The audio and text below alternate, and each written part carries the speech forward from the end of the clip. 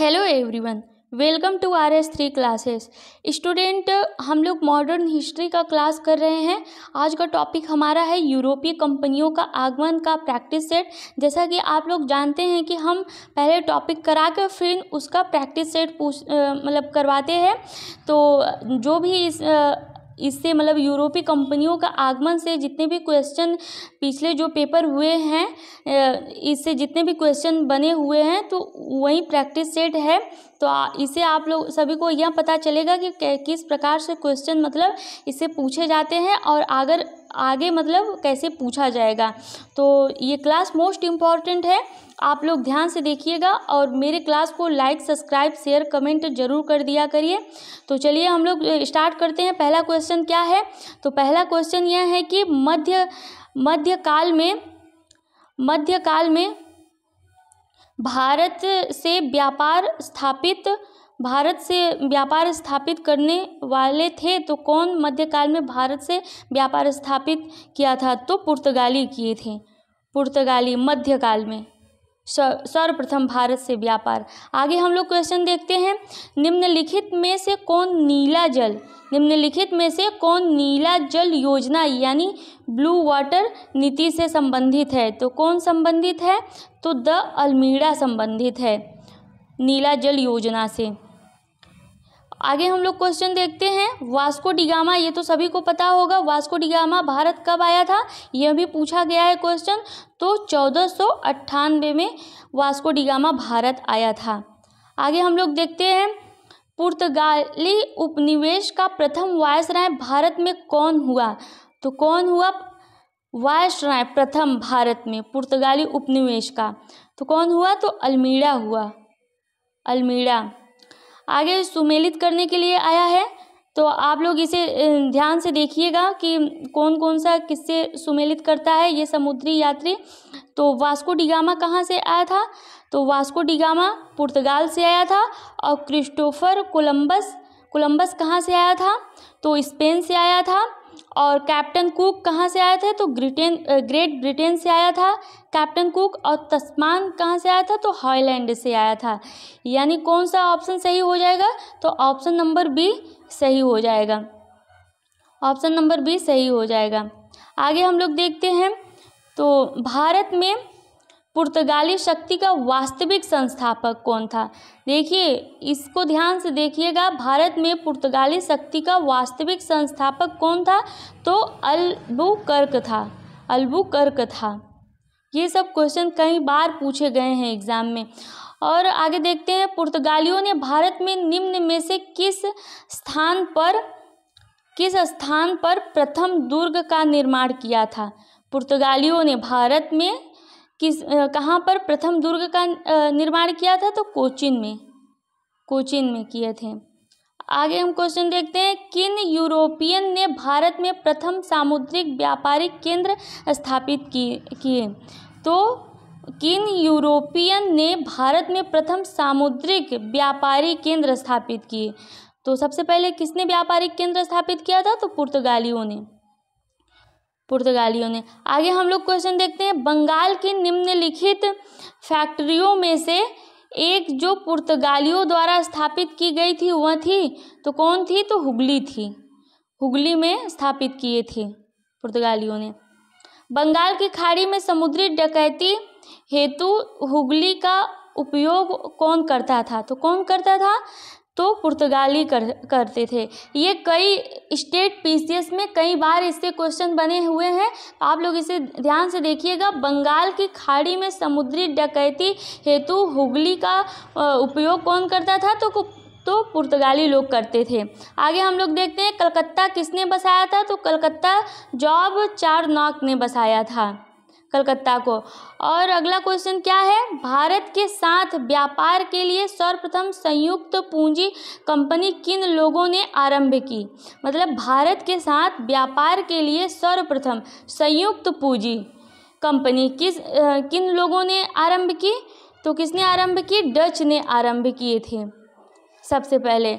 और अगला क्वेश्चन देखते हैं। निम्नलिखित ब्रिटिश कंपनियों में से किसे भारत में व्यापार करने का पहला अधिकार पत्र प्राप्त हुआ? तो किसे प्राप्त हुआ सबसे पहले पहला अधिकार पत्र? तो लिवेंट कंपनी को, लिवेंट कंपनी को भारत में सबसे पहले ब्रिटिश कंपनियों से मतलब व्यापार करने का पहला अधिकार पत्र प्राप्त हुआ। तो वो कौन सी कंपनी थी? लिवेंट कंपनी थी। आगे हम लोग देखते हैं लंदन में British east India company. London में ब्रिटिश ईस्ट इंडिया कंपनी के गठन के समय भारत का निम्नलिखित में से कौन बादशाह था? ये देखिए कब की बात की जा रही है, गठन, जब ईस्ट इंडिया कंपनी की गठन हो रही थी तो वो लंदन में, तो वह समय भारत का बादशाह कौन था? तो अकबर था, अकबर था। आगे हम लोग देखते हैं कौन सा क्वेश्चन है, यही देखिए किस प्रकार फिर क्वेश्चन पूछा गया। किस मुगल सम्राट के काल में इंग्लिश ईस्ट इंडिया कंपनी ने भारत में सर्वप्रथम कारखाना स्थापित किया था?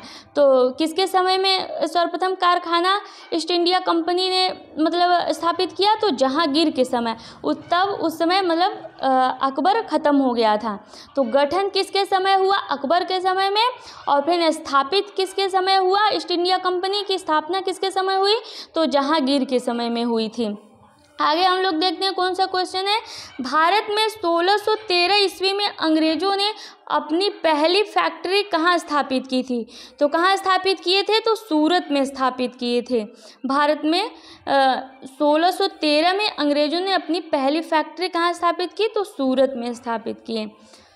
ईस्ट इंडिया कंपनी के किस अंग्रेज गवर्नर को औरंगजेब द्वारा भारत से निकाला गया? तो किसे निकाला गया था? तो सर जॉन चाइल्ड को निकाला गया था औरंगजेब द्वारा। अगला क्वेश्चन देखते हैं, निम्नलिखित में से प्रथम कर्नाटक युद्ध का कौन सा तत्कालीन कारण था? कौन सा तत्कालीन कारण था? देखिए कारण तो सभी थे, लेकिन उस समय प्रेजेंट टाइम में कौन सा कारण था जो कि प्रथम कर्नाटक युद्ध हुआ? तो कौन सा था? तो अंग्रेजों द्वारा फ्रांसीसी जहाज़ों का अधिग्रहण, यह तत्कालीन कारण था कर्नाटक के प्रथम युद्ध का। आगे हम लोग देखते हैं कौन सा क्वेश्चन है। तो कर्नाटक युद्ध किन किन के मध्य लड़ा गया? कर्नाटक युद्ध किन के मध्य लड़ा गया? तो अंग्रेजों और वह फ्रांसीसी के बीच लड़ा गया। सीधे क्वेश्चन पूछता है ऐसे कि कर्नाटक का प्रथम युद्ध किन के मध्य लड़ा गया? तो अंग्रेजों व फ्रांसीसियों के बीच लड़ा गया। आगे हम लोग क्वेश्चन देखते हैं, निम्न में से कौन सा प्रथम यूरोपियन व्यक्ति था जिसने भू क्षेत्र अर्जित करने के उद्देश्य से भारतीय राजाओं के झगड़ों में भाग लेने की नीति आरंभ की? तो प्रथम यूरोपियन व्यक्ति कौन था जो भू क्षेत्र अर्जित करने के उद्देश्य से भारतीय राजाओं के झगड़ों में भाग लेने की नीति आरंभ की? तो कौन था वह डुप्ले था, डुप्ले था। आगे हम लोग देखते हैं, सूची 1 को सूची 2 से मिलान करना है। तो प्रथम कर्नाटक युद्ध में क्या हुआ ये सब आप सभी को देखना है। तो प्रथम कर्नाटक युद्ध में एक्सला-शापेल की संधि हुई। प्रथम कर्नाटक युद्ध में क्या हुआ? तो प्रथम कर्नाटक युद्ध में एक्सला-शापेल की संधि हुई। और तृतीय कर्नाटक युद्ध में पेरिस की संधि हुई। और द्वितीय जो कर्नाटक युद्ध था तो ये अनिर्णायक युद्ध रहा। और फिर प्रथम मैसूर युद्ध में ब्रिटिश की हार हुई। प्रथम मैसूर युद्ध में ब्रिटिश की हार हुई। प्रथम कर्नाटक युद्ध में एक्सला-शापेल की संधि हुई। और तृतीय कर्नाटक युद्ध में पेरिस की संधि हुई। और फिर द्वितीय कर्नाटक युद्ध में अनिर्णायक युद्ध रहा। और फिर प्रथम मैसूर युद्ध में ब्रिटिश की हार हुई। यानी कौन सा ऑप्शन सही हो जाएगा? तो ऑप्शन नंबर सी सही हो जाएगा। आगे हम लोग देखते हैं कौन सा क्वेश्चन है। तो निम्नलिखित में से कौन सा एक सही सुमेलित नहीं है? नहीं है और हाँ, ये आप सभी को ध्यान से देख लेना है। तो कर्नाटक का प्रथम युद्ध कब बताया गया है कि 1746 से 48 तक।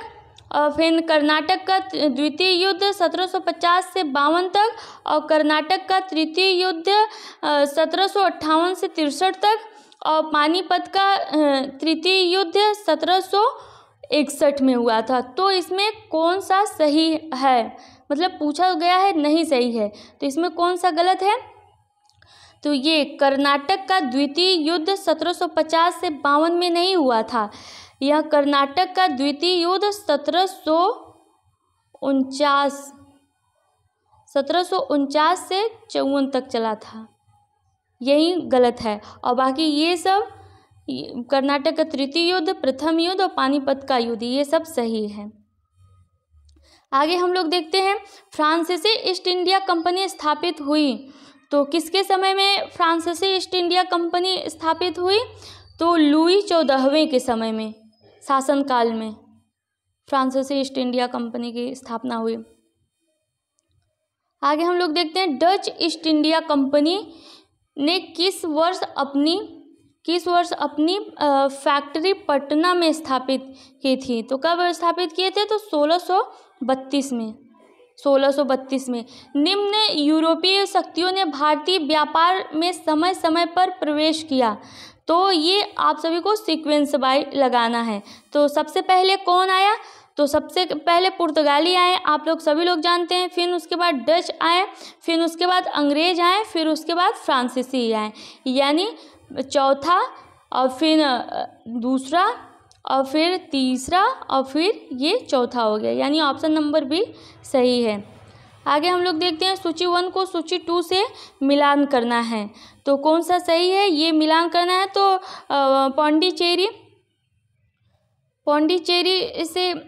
पौंडीचेरी यह कहाँ से थे? तो पुर्तगाली यहाँ पर अपनी मतलब कंपनी स्थापित किए। और फिर गोवा में पौंडीचेरी या फ्रेंच लोग यहाँ पर कंपनी स्थापित किए। और फिर गोवा में कौन स्थापित किया? तो गोवा में पुर्तगालीज।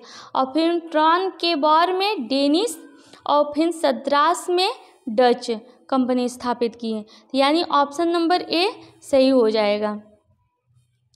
ये सब मिलान करने के लिए आता है। आगे हम लोग क्वेश्चन देखते हैं निम्नलिखित यूरोपियों में से कौन सा एक स्वतंत्रता पूर्व भारत में व्यापार के रूप में सबसे अंत में आया? तो कौन सबसे अंत में आया? वो भी देखिए, स्वतंत्रता पूर्व भारत में व्यापार के रूप में सबसे अंत में आया। तो कौन आया? फ्रांसीसी आए थे। आगे हम लोग देखते हैं निम्नलिखित में से किन स्थानों पर डचों ने अपने व्यापारिक अड्डे स्थापित किए थे? तो कहाँ पर स्थापित किए थे? तो सूरत, भरूच, आगरा में, नागापट्टनम, चिनसूरा, मछलीपट्टनम और फिर कोचीन, अहमदाबाद, पटना, ये सभी जगह डचों ने अपनी कंपनी स्थापित की थी। सबसे ज़्यादा कंपनी डचों ने ही स्थापित किए थे, व्यापारिक मतलब अड्डे स्थापित किए थे डच।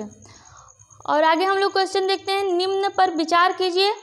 तो मृदा के स्वरूप तथा उपज के गुणों के आधार पर भूमि राजस्व का मूल्यांकन।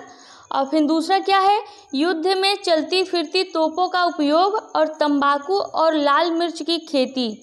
तो क्या कहा गया है कि उपरयुक्त में से कौन सा अंग्रेजों की भारत को देन थी? तो इनमें से कौन सी अंग्रेजों को भारत में देन थी? तो इसमें कोई भी न, ये पहला जो दिया है मृदा के स्वरूप तथा उपज के गुणों के आधार पर भूमि राजस्व का मूल्यांकन, ना ही ये, और ना युद्ध में चलती फिरती तोपों का उपयोग, और ना तंबाकू और लाल मिर्च की खेती, ये सब को कुछ भी अंग्रेजों की भारत में देन नहीं थी। ये सब पुर्तगाली की देन थी, पुर्तगालियों की यह सब देन थी, यानी इनमें से कोई नहीं सही है, इनमें से कोई भी सही नहीं है। आगे हम लोग देखते हैं। तो स्टूडेंट ये क्वेश्चन कंप्लीट हो गया। आप लोग, आई होप कि आप लोग को समझ में आया होगा कि किस तरह से क्वेश्चन पूछा जा रहा है और आगे कैसे पूछा जाएगा। आप लोग इसे 1 से 2 बार ज़रूर प्रैक्टिस कर लीजिएगा। और मेरी क्लास पसंद आए तो लाइक, सब्सक्राइब, शेयर, कमेंट ज़रूर करिएगा। धन्यवाद।